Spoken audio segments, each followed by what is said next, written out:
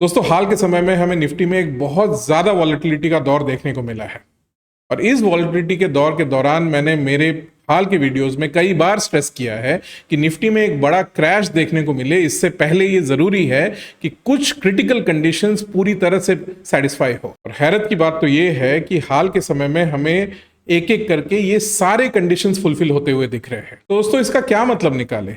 क्या इसका मतलब ये है कि निफ्टी में अभी जो हमें हाल के समय में वॉलेटिलिटी का दौर देखने को मिल रहा है वो एक निफ्टी में बड़े क्रैश के शुरुआत का संकेत है? इसके अलावा मैंने इस बात पे भी कई बार जोर दिया है कि निफ्टी में जो अगला बड़ा क्रैश आएगा उससे पहले मेरा स्ट्रांगली ये भी मानना है कि हमें निफ्टी में एक बहुत बड़ा मेल्टअप, एक बहुत स्ट्रांग रैली भी देखने को मिलेगा।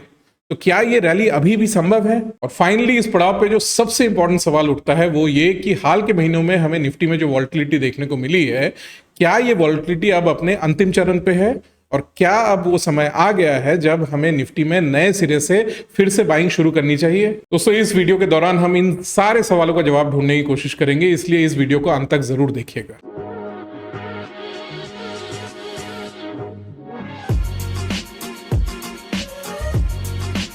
दोस्तों नमस्कार। नए साल में ये मेरा हिंदी में सबसे पहला वीडियो है और इस वीडियो को शुरू करने से पहले मैं आप सबको नए साल की बहुत बहुत बहुत शुभकामनाएं देना चाहता हूं। मैं ईश्वर से यही कामना करता हूं कि नया साल आप सबके लिए मंगलमय हो और आपके लिए ढेर सारी खुशहाली लेके आए। दोस्तों 2024 मेरे और मेरे चैनल के लिए एक बहुत ही बड़ा साल था। 2024 के मार्च के महीने के बाद से मैं मेरे चैनल पे नियमित रूप से वीडियो डालने लगा। शुरू में मैं ये वीडियो सिर्फ इंग्लिश में बनाता था, बट 2024 के अंत तक आते आते मैं ये वीडियोस हिंदी में भी बनाने लगा। दोस्तों पिछले 10 महीने के दौरान मैंने मेरे चैनल पे करीब 26 लॉन्ग फॉर्म वीडियोस और 10 शॉर्ट्स अब तक पोस्ट किए हैं और देखते ही देखते ये चैनल अब करीब 25,000 सब्सक्राइबर्स की फैमिली बन चुका है। दोस्तों मैं जिस तरह का सीरियस कंटेंट बनाता हूं, मुझे कभी भी इस बात की कल्पना नहीं थी कि इतने कम समय में मेरा चैनल इतनी तेजी से ग्रो कर पाएगा। और दोस्तों ये पूरी तरह से संभव हो पाया है आप लोगों के प्यार और आशीर्वाद के चलते। तो दोस्तों मैं नए साल में भी यही कामना करूंगा कि आप सब मेरे वीडियोस पे इसी तरह प्यार और आशीर्वाद बरसाते रहेंगे जैसा कि आपने पिछले साल किया। अब आते हैं दोस्तों आज के वीडियो के टॉपिक पे। आज के वीडियो में हम निफ्टी में जो पिछले 3 महीने में हमें एक बहुत ही ज्यादा वॉलेटिलिटी का दौर देखने को मिला है उसके ऊपर चर्चा करेंगे। दोस्तों ये चार्ट हमें दिखाता है कि पिछले 3 महीने में निफ्टी का ट्रेंड कैसा रहा है। ये इस चार्ट में हम ये भी देख सकते हैं कि निफ्टी ने 26 सितंबर 2024 को एक नया ऑल टाइम हाई बनाया और ये ऑल टाइम हाई था 26,216 पॉइंट्स का। लेकिन हम ये भी देख सकते हैं कि सितंबर 2024 के बाद निफ्टी में एक बहुत बड़ा करेक्शन आया और अगले 2 महीने के दौरान निफ्टी करीब 3000 पॉइंट्स नीचे आया। 3000 पॉइंट्स का करेक्शन का मतलब बनता है करीब 11% का करेक्शन। हम इस चार्ट में ये भी देख सकते हैं कि ये करेक्शन 21 नवंबर 2024 तक चला और उसके बाद हमें निफ्टी में एक बड़ा बहुत ही स्ट्रांग रिबाउंड भी देखने को मिला और ये रिबाउंड चला 13 दिसंबर तक और इस रिबाउंड के अंत तक निफ्टी रैली करके पहुंच गया 24,768 पॉइंट्स तक। दोस्तों इस रैली के अंत तक निफ्टी में सितंबर से नवंबर के बीच में जो 11% का करेक्शन आया था उस करेक्शन का ऑलमोस्ट 50% निफ्टी ने रिकवर कर लिया। लेकिन दोस्तों ये रैली बहुत ज्यादा दिन तक चल नहीं सका और हम इस चार्ट में देख सकते हैं कि 13 दिसंबर के बाद सिर्फ एक हफ्ते के अंतराल में निफ्टी करीब 1200 पॉइंट्स नीचे आ गया और 28 दिसंबर तक निफ्टी का लेवल पहुंच गया 23,588 पॉइंट्स।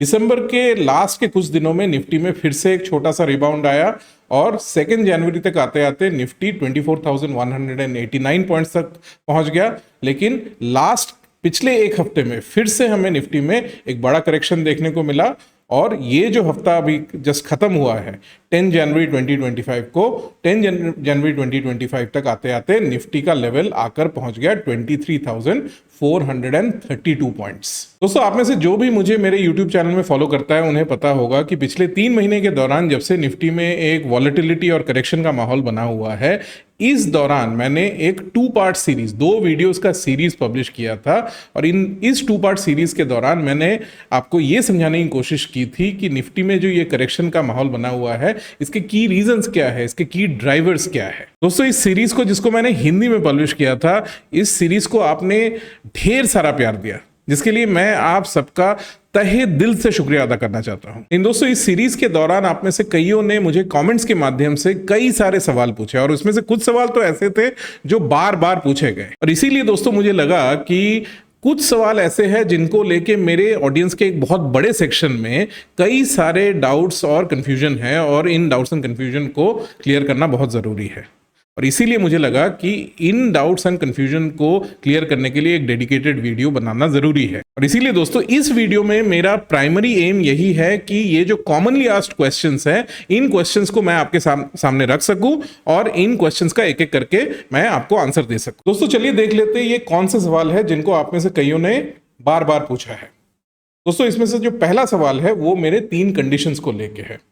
दोस्तों इस 2 पार्ट सीरीज के दौरान और इससे पहले भी मैंने कई बार इस बात पे स्ट्रेस किया है कि निफ्टी में एक बड़ा क्रैश आए, इससे पहले मेरा स्ट्रांगली ये मानना है कि 3 कंडीशंस ऐसे हैं जिनको सेटिस्फाई होना पड़ेगा, और हाल के समय में ये देखने को मिला है कि इन 3 में से 2 कंडीशन सेटिस्फाई एक्चुअली हो भी चुके हैं, और तीसरा कंडीशन जो अभी तक सेटिस्फाई नहीं हुआ है वो भी सेटिस्फाई होने के कगार पे है। और इसके मद्देनजर आप में से कईयों ने मुझसे पूछा है कि इसका क्या मतलब निकाला जाए, क्या इसका मतलब ये निकाला जाए कि अभी जो हमें निफ्टी में वॉलेटिलिटी और करेक्शन का माहौल देखने को मिल रहा है वो शायद एक बड़े क्रैश के शुरुआत का संकेत है। दोस्तों अगला सवाल जो आपने बार बार पूछा है वो है मेल्टअप को लेके। इस 2 पार्ट सीरीज के दौरान मैंने इस बात पे काफी बार स्ट्रेस किया है कि मेरा स्ट्रांगली ये मानना है कि इससे पहले कि निफ्टी में हमें एक बड़ा क्रैश देखने को मिले, उससे पहले मेरा स्ट्रांगली ये मानना है कि हमें पहले निफ्टी में एक बहुत बड़ा रैली देखने को मिलेगा, एक बहुत स्ट्रांग मेल्टअप देखने को मिलेगा। लेकिन ऐसा मेल्टअप अभी पिछले 3 महीने में हमें देखने को तो नहीं मिला है, उल्टा पिछले 3 महीने में हमें एक बहुत बड़ा करेक्शन देखने को मिला है। इसलिए इसके मद्देनजर आप में से बहुतों ने मुझसे ये जानना चाहा है कि ये जो last leg of the meltup, last leg of the rally जिसकी बात मैंने कई बार कही है, इस last leg of the meltup की अभी भी कोई गुंजाइश बचती है या नहीं। और फाइनली जो सबसे इंपॉर्टेंट सवाल आप में से कईयों के मन में अभी चल रहा है वो ये कि निफ्टी में हमें अभी जो करेक्शन का माहौल देखने को मिल रहा है, क्या ये करेक्शन का माहौल अपने अंतिम चरण पे है, और क्या वो समय आ गया है जब हमें नए सिरे से निफ्टी में फिर से इन्वेस्ट करना शुरू करना चाहिए। दोस्तों इन सारे सवालों का जवाब हम इस एपिसोड में ढूंढने की कोशिश करेंगे। तो चलिए शुरू करते हैं पहले क्वेश्चन से। पहला क्वेश्चन रिलेटेड है मेरे 3 कंडीशन से। ये जो 3 कंडीशंस है, ये 3 कंडीशंस मैंने हाल के समय में आपको नहीं दिए हैं। ये 3 कंडीशंस वो है जिनको मैंने आज से 9 महीने पहले इस वीडियो के दौरान आपके समक्ष रखा था। तो चलिए देख लेते हैं ये 3 कंडीशंस है कौन से। दोस्तों इस वीडियो के दौरान मैंने आपको निफ्टी में एक बड़ा क्रैश कब आ सकता है उसका अनुमान लगाने का एक रूल बताया था, और इस रूल के तहत मैंने आपको ये बताया था कि निफ्टी में एक बड़ा क्रैश आए उससे पहले ये जरूरी है कि 3 कंडीशंस है जो पूरी तरह से पहले सेटिस्फाई हो जाने चाहिए। और वो 3 कंडीशंस क्या थे? वो 3 कंडीशंस थे ये। उनमें से पहला कंडीशन था कि फेडरल रिजर्व द्वारा फेड फंड्स रेट को घटाए जाने की प्रक्रिया शुरू हो जानी चाहिए। दूसरा कंडीशन ये था कि 3 मंथ 10 ईयर यील्ड कर्व जो है वो अनइन्वर्ट हो जाना चाहिए। तीसरा कंडीशन ये था कि फेड का जो रिवर्स रिपो फैसिलिटी है, आरआरपी फैसिलिटी है, उसका बैलेंस 0 हो जाना चाहिए। और मेरा मानना ये था कि ये तीनों कंडीशंस पूरी तरह से सेटिस्फाई हो जाए उसके बाद ही निफ्टी में एक बड़ा क्रैश आ सकता है। तो चलिए देख लेते हैं इन कंडीशंस का करंट स्टेटस क्या है। इन 3 कंडीशंस में जो पहला कंडीशन है, फेड के द्वारा फेड फंड्स रेट को घटाए जाने की प्रक्रिया को शुरू करना, ये कंडीशन फुलफिल हो गया 18 सितंबर 2024 को। दूसरा जो कंडीशन है 3 मंथ 10 ईयर यील्ड कर्व का अनइन्वर्ट हो जाना, ये कंडीशन भी फुलफिल हो गया 13 दिसंबर 2024 को। अब बचता है तीसरा कंडीशन, रिवर्स रिपो का बैलेंस जीरो तक पहुंच जाना। ये कंडीशन है, ये अभी भी पेंडिंग है, लेकिन इस आप में से जो भी रिवर्स रिपो को ट्रैक करता है उन्हें पता होगा कि रिवर्स रिपो का बैलेंस भी अब 0 के बहुत ही ज्यादा पास आ चुका है। दोस्तों ये वाकई में एक चिंता करने वाली बात है। इसका क्या मतलब निकाला जाए? क्या हम वाकई में एक बहुत बड़े मार्केट क्रैश के कगार पे खड़े हैं? दोस्तों सच पूछिए तो इस सवाल का जवाब मैंने इस 2 पार्ट सीरीज के दौरान ऑलरेडी दे रखा है, लेकिन चूंकि आप में से कईयों ने ये सवाल मुझसे बार बार पूछा है, इसलिए मुझे लगता है कि इस सीरीज के दौरान मैंने जो कॉन्सेप्ट्स आपको समझाने की कोशिश की थी उन कॉन्सेप्ट्स को एक बार फिर से क्विकली रिकैप करना जरूरी है, क्योंकि मुझे लगता है कि ये कॉन्सेप्ट्स अगर आप एक बार अच्छी तरह से फिर से समझ जाएंगे तो आने वाले मार्केट क्रैश को लेके आपके मन में जो भी कंफ्यूजन है वो ऑटोमेटिकली दूर हो जाएंगे। दोस्तों इस 2 पार्ट सीरीज के दौरान जो पहला कॉन्सेप्ट हमने समझा था वो था US government 10 year bond deals. US government 10 year bond deals क्या होता है? जब आप यूएस गवर्नमेंट के 10 साल के बॉन्ड में इन्वेस्ट करते हैं तो उससे आपको जो एनुअली यूएस गवर्नमेंट से इंटरेस्ट मिलता है उसे कहते हैं US government 10 year bond yields. और ये जो चार्ट अभी आप अपनी स्क्रीन पे देख सकते हैं, ये चार्ट हमें बताता है कि पिछले 2 साल के दौरान यूएस गवर्नमेंट का 10 ईयर बॉन्ड यील्ड जो है वो किस तरह से ऊपर या नीचे गया है। अब हम इस चार्ट में ये रेड लाइन ऐड करेंगे। ये रेड लाइन क्या है? ये रेड लाइन बेसिकली रिप्रेजेंट करता है मूव इंडेक्स को। मूव इंडेक्स क्या है? मूव इंडेक्स रिप्रेजेंट करता है यूएस का जो गवर्नमेंट बॉन्ड मार्केट है उसकी वॉलेटिलिटी को। यूजुअली होता यह है कि जब भी यूएस गवर्नमेंट बॉन्ड यील्ड्स जो ब्लू लाइन है इसमें बहुत कम समय में बहुत ज़्यादा तेज़ी आती है, जब ये कम समय में ये ब्लू लाइन बहुत ज़्यादा ऊपर चले जाता है तब यूजुअली देखा ये गया है कि जो ये रेड लाइन है यूएस गवर्नमेंट बॉन्ड मार्केट की जो वॉलेटिलिटी है इसमें भी एक बहुत बड़ा स्पाइक आता है। फॉर एग्जांपल हम देख सकते हैं कि हाल के समय में ये जो रेड लाइन है मूव इंडेक्स में नवंबर 2024 आते आते हमें एक बहुत बड़ा स्पाइक देखने को मिला और ये रेड लाइन मूव इंडेक्स 136 तक पहुंच गया। और मूव इंडेक्स में इतना बड़ा स्पाइक क्यों आया नवंबर में? क्यों? इसका कारण ये था कि सितंबर के बाद से US government 10 year bond yields में एक बहुत बड़ा स्पाइक आया और इस स्पाइक के चलते हमें मूव इंडेक्स में भी एक बहुत बड़ा स्पाइक देखने को मिला। इससे पहले पिछले 2 साल में हमें मूव इंडेक्स में ये 4 नोटेबल पीक्स देखने को मिले हैं और ये चारों बार हमें मूव इंडेक्स में स्पाइक देखने को मिला। क्यों था? इन चारों बार हमें मूव इंडेक्स में स्पाइक देखने को इसलिए मिला था क्योंकि इन चारों स्पाइक्स के दौरान हमें US government 10 year bond yields में भी बहुत ही कम समय के दौरान स्पाइक्स देखने को मिला था। और इन चारों ओकेजन्स में हम देख सकते हैं कि जब भी यूएस गवर्नमेंट बॉन्ड यील्ड्स बहुत कम समय में बहुत ज़्यादा स्पाइक कर जाता है तो हमें मूव इंडेक्स में भी एक बहुत बड़ा स्पाइक देखने को मिलता है। और दोस्तों जब भी मूव इंडेक्स जो कि यूएस के गवर्नमेंट बॉन्ड मार्केट की वॉलेटिलिटी को रिप्रेजेंट करता है, जब भी इसमें एक स्पाइक आता है इसका हमारे देश के निफ्टी पे बहुत बड़ा दुष्प्रभाव पड़ता है। और मुझे पता है कि इसको शुरू में मान लेना बहुत मुश्किल है क्योंकि यूएस के गवर्नमेंट बॉन्ड की वॉलेटिलिटी का हमारे देश के इक्विटी मार्केट के साथ क्या संबंध हो सकता है, आप यही सोच रहे होंगे ना।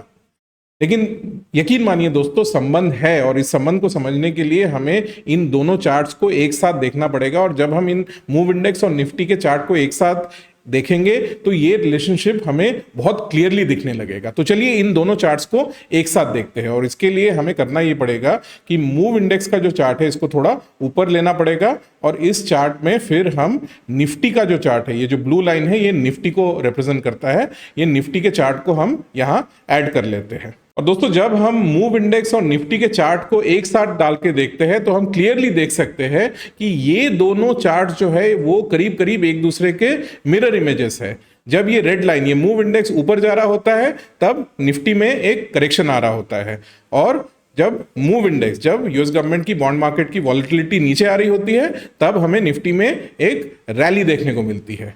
और यही कारण है कि पिछले कुछ महीनों में हमें निफ्टी में एक इतना बड़ा करेक्शन देखने को मिला है, क्योंकि इस दौरान हम क्लियरली देख सकते हैं कि मूव इंडेक्स में एक बहुत बड़ा स्पाइक आया। और अगर हम इस चार्ट को दिसंबर तक एक्सटेंड करते हैं तो हम देख सकते हैं कि नवंबर के शुरुआती दिनों में मूव इंडेक्स में एक बहुत बड़ा ड्रॉप आया। मूव इंडेक्स 136 से गिर के 100 के भी नीचे आ गया और जैसे ही ऐसा हुआ हम देख सकते हैं कि निफ्टी में भी एक रिबाउंड का माहौल बनने लगा। तो दोस्तों हम अगर US government 10 year bond yields, move index और निफ्टी के बीच का जो रिलेशनशिप है इसको अगर हम समराइज करें तो कहानी कुछ इस तरह बनती है कि US government 10 year bond yields जब भी बहुत ही कम समय में में बहुत ज्यादा ऊपर चला जाता है तो इसके चलते मूव इंडेक्स में एक स्पाइक देखने को मिलता है, और जब भी मूव इंडेक्स में एक बड़ा स्पाइक आता है तो इसका निफ्टी पे एक बहुत बड़ा दुष्प्रभाव पड़ता है। निफ्टी में हमें एक बहुत बड़ा स्ट्रॉन्ग डाउन ट्रेंड देखने को मिलता है, और एग्जैक्टली यही हुआ पिछले 3 महीनों के दौरान। पिछले 3 महीनों के दौरान हम देख सकते हैं कि यूएस का जो US government 10 year bond yields है वो सितंबर 2024 के बाद से 3.6% से बढ़ के 4.6% तक चला गया।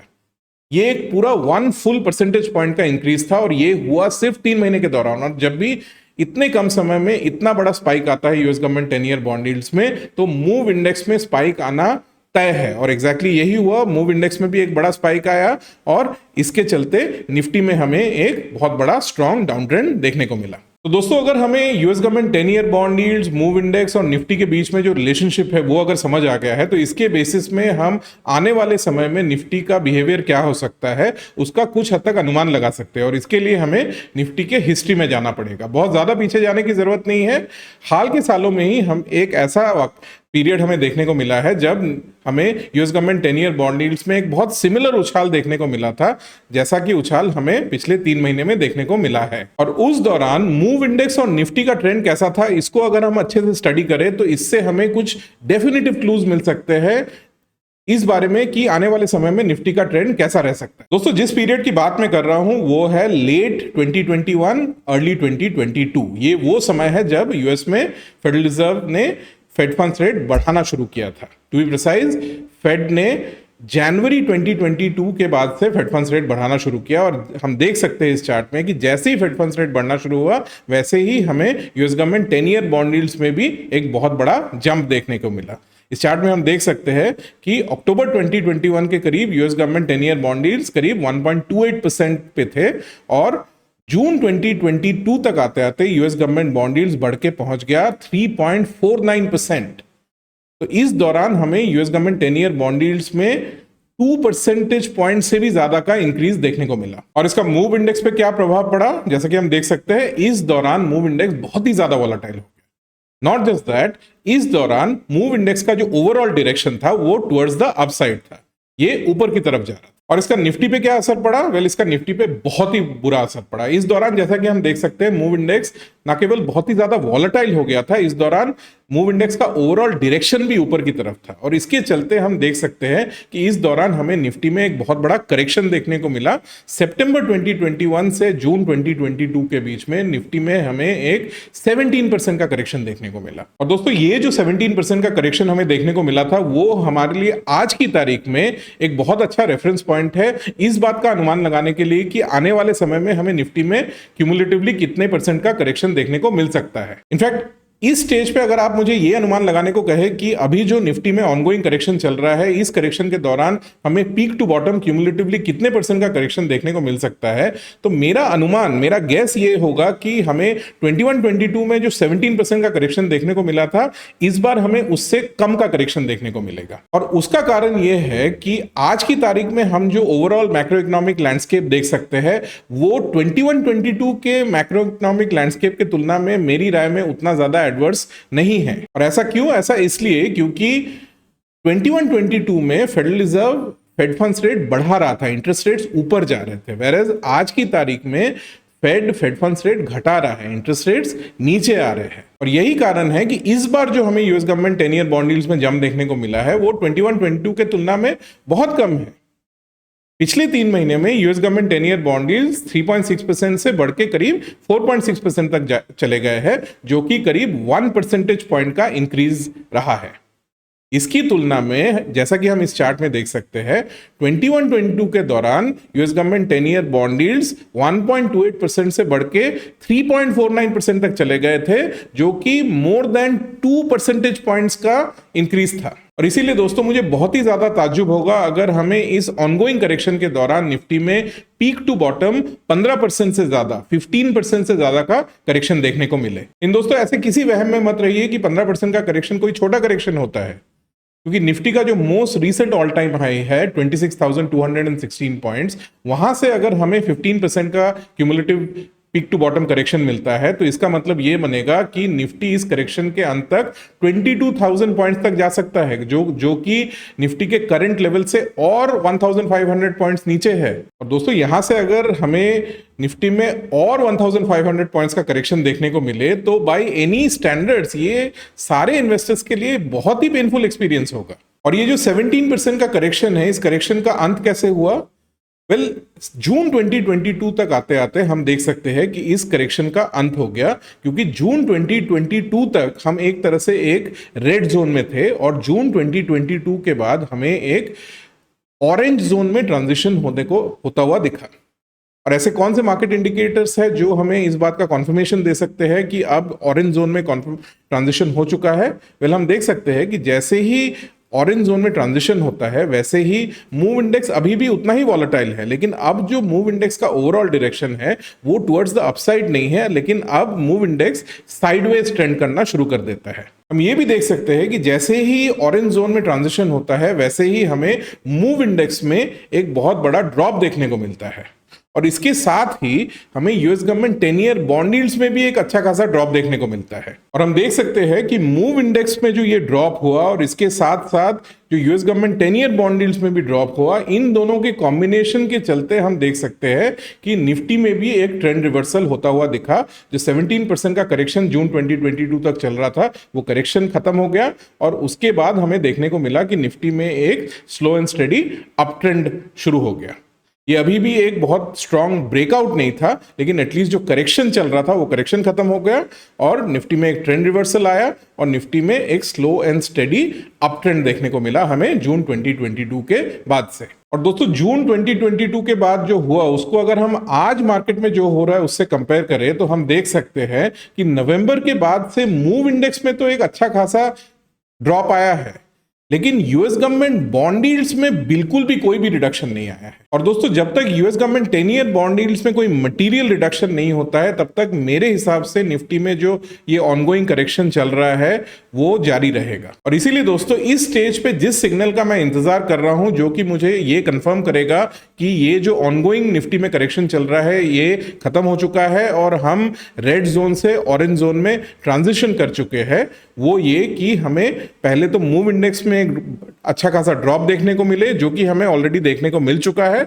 और इसके साथ ही हमें US government 10 year bond yields में भी एक अच्छा खासा ड्रॉप देखने को मिले जो कि अभी तक हमें देखने को नहीं मिला है। इनफैक्ट मेरा तो स्ट्रांगली मानना यह भी है कि एक बार अभी जो निफ्टी में ऑनगोइंग राउंड ऑफ करेक्शन चल रहा है वो खत्म हो जाता है, उसके बाद हमें इवेंचुअली एक वन लास्ट रिजीम चेंज और देखने को मिलेगा ऑरेंज जोन से ग्रीन जोन में। दोस्तों लास्ट टाइम हमें ऑरेंज जोन से ग्रीन जोन में ट्रांजिशन देखने को मिला था वो समय था मार्च 2023 का, जब हमें मूव इंडेक्स में एक बहुत बड़ा स्पाइक देखने को मिला था। और ये स्पाइक हमें क्यों देखने को मिला था, इसका कारण था कि मार्च 2023 में कैलिफोर्निया में एक छोटा सा बैंक हुआ करता था, उसका नाम था सिलिकॉन वैली बैंक। ये बैंक छोटा था लेकिन बहुत ही हाई प्रोफाइल बैंक था क्योंकि सिलिकॉन वैली के बहुत सारे स्टार्टअप्स के फाउंडर्स इस बैंक में अपना पैसा रखते थे। और मार्च 2023 में ये बैंक बैंकरप्ट हो गया और इस बैंकरप्सी के चलते यूएस बैंकिंग सिस्टम में एक बहुत बड़ा टर्मोइल आया और इस टर्मोइल के सिचुएशन को स्टेबलाइज करने के लिए मार्च 2023 के बाद फेड को इंटरवीन करना पड़ा और बहुत एग्रेसिवली मार्च 2023 के बाद फेड ने यूएस बैंकिंग सिस्टम में लिक्विडिटी इंजेक्ट करना शुरू किया। और जैसे ही फेड ने यूएस बैंकिंग सिस्टम में लिक्विडिटी इंजेक्ट करना शुरू किया, हम देख सकते हैं कि मूव इंडेक्स में एक बहुत बड़ा रिडक्शन आया। और जैसे ही मूव इंडेक्स में एक बड़ा रिडक्शन आया, हम देख सकते हैं कि निफ्टी में एक बहुत बड़ा रैली देखने को मिला। और दोस्तों मेरा स्ट्रांगली ये मानना है कि इस करंट बिजनेस साइकिल में हम फिर से एक बार ग्रीन जोन में ट्रांजिशन होता हुआ देखेंगे।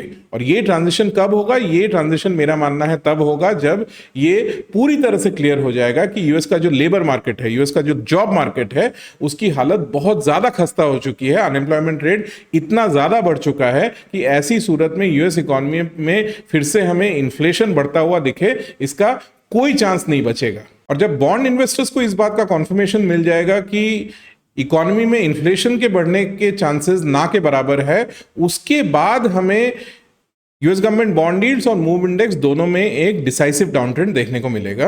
और दोस्तों एक बार हमें मूव इंडेक्स और बॉन्ड यील्ड्स में एक स्ट्रांग डाउन ट्रेंड देखने को मिले, उसके बाद मेरा स्ट्रांगली मानना यह है कि इसके चलते हमें निफ्टी में भी एक बहुत स्ट्रांग मेल्टअप देखने को मिलेगा, एक बहुत स्ट्रांग रैली देखने को मिलेगा। और ये रैली कितने दिन चलेगा? मेरा मानना यह है कि ये रैली यूएस में जो अगला रिसेशन आएगा वो रिसेशन के शुरू होने तक ये मेल्टअप जारी रहेगा, ये रैली जारी रहेगा। और एक बार जब यूएस में रिसेशन शुरू हो जाएगा, उस रिसेशन के शुरू होने के बाद ये जो करंट बिजनेस साइकिल है वो खत्म हो जाएगा और इसके साथ ही जो निफ्टी में ये लास्ट मेल्टअप है, लास्ट रैली है, इसका भी अंत हो जाएगा। दोस्तों अब मैं वापस आना चाहता हूं इन 3 सवालों पे जिनको मैंने इस वीडियो के शुरुआत में आपके समक्ष रखा था।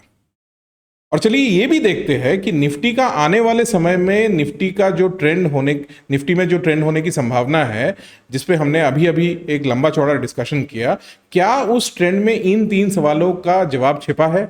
चलिए देखते हैं। चलिए शुरू करते हैं पहले सवाल से। मेरे ये 3 कंडीशंस, जैसे कि मैंने बताया 3 में से 2 कंडीशंस ऑलरेडी फुलफिल हो चुके हैं और तीसरा कंडीशन भी फुलफिल होने के कगार पे है।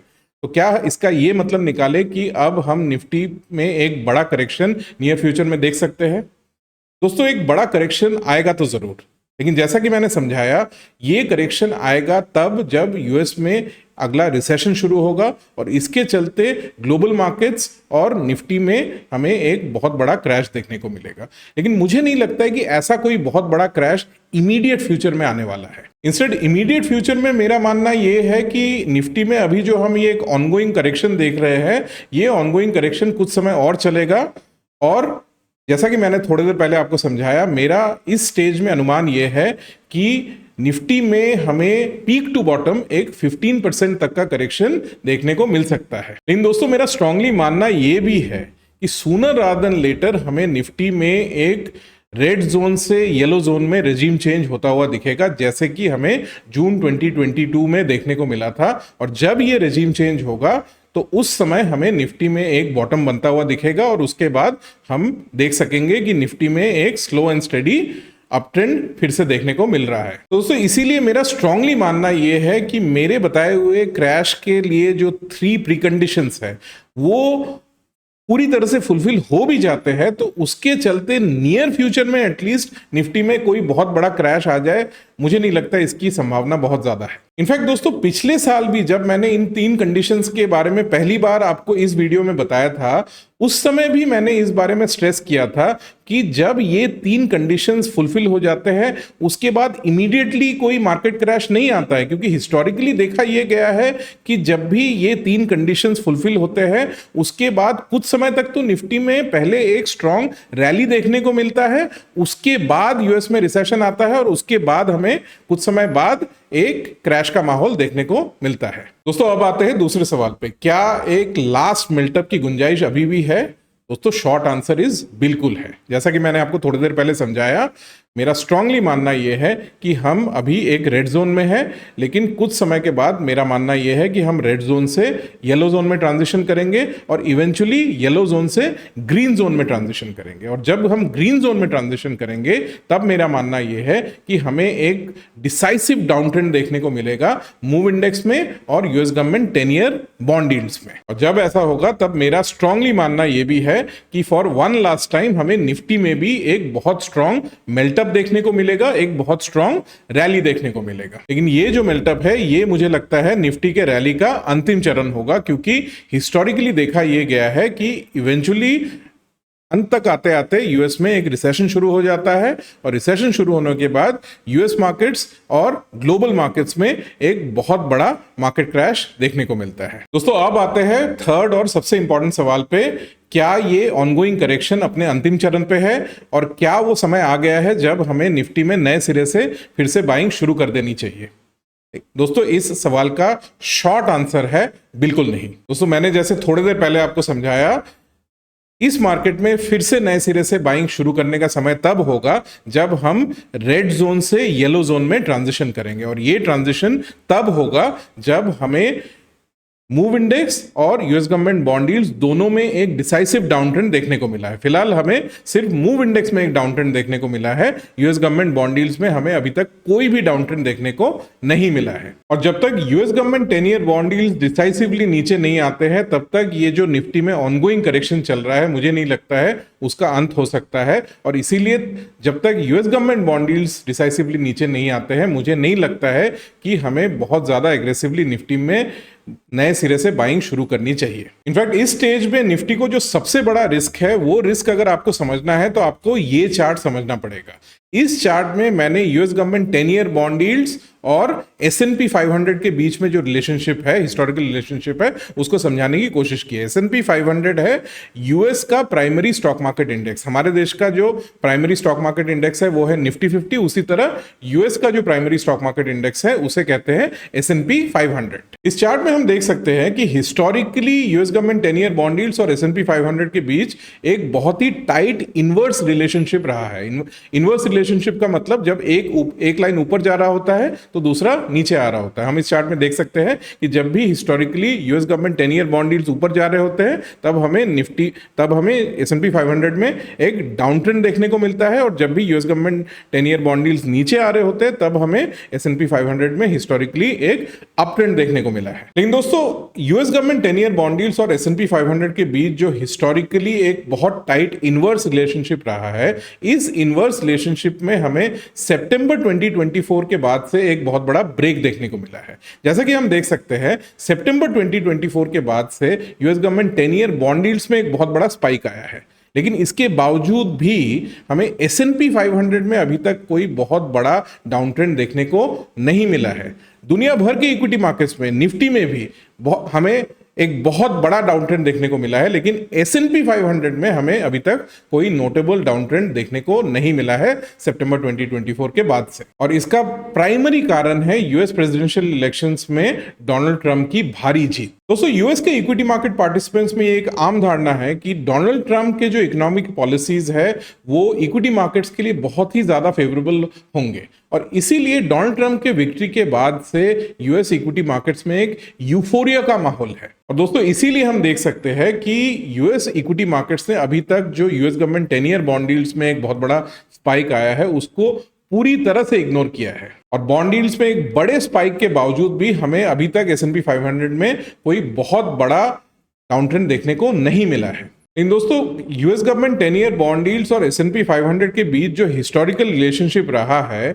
उस रिलेशनशिप में जो डाइवर्जेंस हम सितंबर 2024 के बाद से देख सकते हैं, इस तरह का डाइवर्जेंस यूजुअली बहुत ज्यादा समय तक टिक नहीं सकता है। इनफैक्ट हम ऑलरेडी ये देख सकते हैं कि डोनाल्ड ट्रंप के इलेक्शन विक्ट्री के बाद से जो S&P 500 में एक तेजी का माहौल बना हुआ है, उस तेजी के माहौल में ऑलरेडी एक धीरे धीरे वीकनेस आने लगा है। और इस बात के भी बहुत स्ट्रांग आसार दिखने लगे हैं कि US government 10 year bond yields में जो स्पाइक आया है, उसको और बहुत ज्यादा समय तक S&P 500 इग्नोर नहीं कर सकेगा। और इसीलिए दोस्तों, मेरा स्ट्रांगली मानना यह है कि sooner rather than later US government 10 year bond yields में जो हमें स्पाइक देखने को मिला है, इसके रिस्पॉन्स में हमें दुनिया भर के इक्विटी मार्केट्स के साथ S&P 500 में भी एक डाउन ट्रेंड देखने को मिलेगा। और दोस्तों, जब S&P 500 में डाउन ट्रेंड शुरू होगा, तब इस बात की संभावना बहुत बढ़ जाती है कि दुनिया भर के इमर्जिंग मार्केट्स में, इंक्लूडिंग हियर इन इंडिया, हमें एक next round of down trend देखने को मिलेगा। और इसीलिए इस स्टेज में निफ्टी को जो सबसे बड़ा रिस्क है, वो है S&P 500 में जो डाउन ट्रेंड आ सकता है आने वाले समय में, उससे। दोस्तों, इक्विटी मार्केट्स अभी जिस पड़ाव पे है, उस स्टेज पे आके मैं एक बात है जिसके बारे में आपको पूरी तरह से आश्वस्त कर सकता हूं, और वो ये कि इक्विटी मार्केट्स आपको आने वाले समय में ढेर सारे रिस्क और ढेर सारी अपॉर्चुनिटीज देने वाले हैं। और इन रिस्क और अपॉर्चुनिटीज के मद्देनजर हमें इक्विटी मार्केट्स में किस तरह से इन्वेस्ट करना है, उसके लिए हमें ये एब्सोल्युटली जरूरी है कि हमारे पास एक solid data driven rules based approach हो। इस स्टेज पे आके एब्सोल्युटली इस बात की कोई गुंजाइश नहीं रहती कि हम इन्वेस्टमेंट करते वक्त हमारे गट फील के बेस पे इन्वेस्टमेंट करें। और MetaCaps.ai में हम यही करने की कोशिश करते हैं। MetaCaps.ai में हमारी एवरीडे बेसिस में यही कोशिश रहती है कि हम हमारे क्लाइंट्स का पैसा एक रिगरस रूल्स बेस्ड अप्रोच के तहत मार्केट्स में इन्वेस्ट करें। इन दोस्तों, इस स्टेज पे आप शायद मुझसे ये पूछेंगे कि ये रूल्स बेस्ड स्ट्रैटेजी होता क्या है, ये दिखता कैसा है। तो दोस्तों इसी टॉपिक पे मेरा अगला वीडियो होने जा रहा है। दोस्तों अगले हफ्ते मैं आपको हमारे अल्फा सिप स्ट्रैटेजी के बारे में बताऊंगा। अल्फा सिप स्ट्रैटेजी वो स्ट्रैटेजी है जिसके तहत हम हमारे क्लाइंट्स का पैसा इक्विटी मार्केट्स में एक rigorous pre defined rules based strategy के तहत इन्वेस्ट करते हैं। दोस्तों मैं इस वीडियो को यहीं पे समाप्त करता हूं। मुझे पता है इस वीडियो में मैंने आपको बहुत नया कुछ तो नहीं बताया, लेकिन कभी कभी ये भी जरूरी हो जाता है कि पहले बताई हुई चीजों को फिर से एक बार नए सिरे से रीइटरेट किया जाए, फिर से नए सिरे से रिपीट किया जाए, ताकि आप में से कईयों में जो एक कंफ्यूजन और डाउट का माहौल बना हुआ है उसे क्लियर किया जा सके। दोस्तों मुझे पूरी आशा है कि आपके डाउट्स और कंफ्यूजन्स को क्लियर करने के लिए मैंने इस वीडियो में जो तथ्य आपके सामने रखे वो तथ्य आपके काम आएंगे, आपको पसंद आएंगे। और ये वीडियो अगर आपको पसंद आए तो आप इस वीडियो को प्लीज लाइक करिए, शेयर करिए और मेरे चैनल को सब्सक्राइब करना मत भूलिएगा। Thank you very much.